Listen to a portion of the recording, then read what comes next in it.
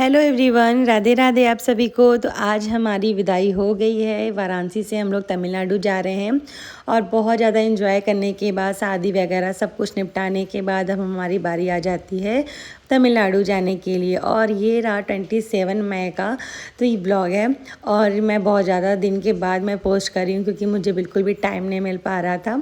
तो यहाँ पे लाडो का आज बर्थडे है। लाडो मेरी चाची सास की बेटी है, यानी कि मेरी नंद है। तो इसका बर्थडे 28 मई को पड़ता है, पर हम 27 को ही सेलिब्रेट कर रहे थे क्योंकि ये 28 मई को ना मॉर्निंग में ही हम लोग चले जाएंगे। और इसका बर्थडे ना ऐसे टाइम पे पड़ता है ना कि हम लोग यहाँ पे रह ही नहीं पाते। हम लोग क्या, कोई भी यहाँ नहीं रह पाता है यहाँ ससुराल में।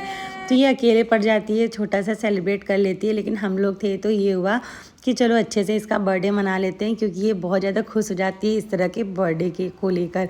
तो बहुत ज़्यादा हैप्पी थी, बहुत ज़्यादा एक्साइटेड थी कि हाँ मेरा बर्थडे कैसे मनेगा, पता नहीं भाभी बनाएंगी कि नहीं बनाएंगी। तो हम लोगों ने इसे सरप्राइज़ दिया था। और ये मेरा बेटा है ना, बहुत ज़्यादा शरारती है और ये अपना बर्थडे खुद ही मना रहा था कि मम्मा मेरा हैप्पी बर्थडे है। तो पैकिंग मेरी हो चुकी थी और ये है नेक्स्ट डे का व्लॉग। तो यहाँ पे बच्चों को मैं रेडी कर रही थी। दोनों बच्चे मेरे बहुत रो रहे थे, मुँह हाथ धुला के ब्रश करा दिया था। तो कपड़े पहना रही थी तो ये कह रहा है मैं कपड़े नहीं पहनूंगा, मुझे नहीं जाना है वहाँ पे, वहाँ मुझे अच्छा नहीं लगता है। काफ़ी रोने के बाद, समझाने के बाद ये मान गया कि चलो ठीक है मुझे जाना है। पर अपनी दादी को ये छोड़ नहीं रहा था क्योंकि कह रहा था दादी मैं नहीं जाऊँगा।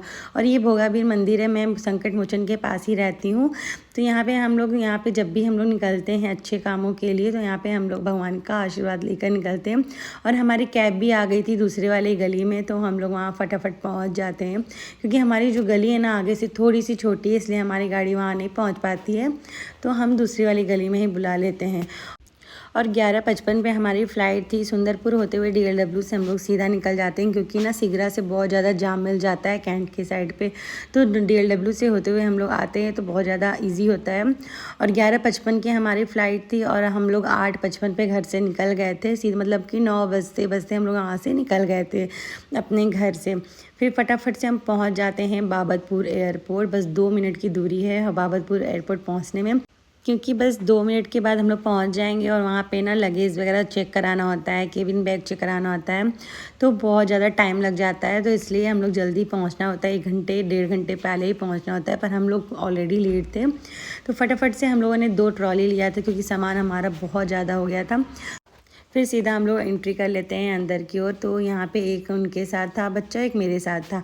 तो सारा चेकिंग कराने के बाद हम लोग सीधा पहुँच जाते हैं अपने गेट नंबर पे। और यहाँ पे ना अच्छा ये होता है ना कि बच्चों के लिए थोड़ा सा प्ले एरिया यहाँ बन गया है ना, तो बच्चे बिजी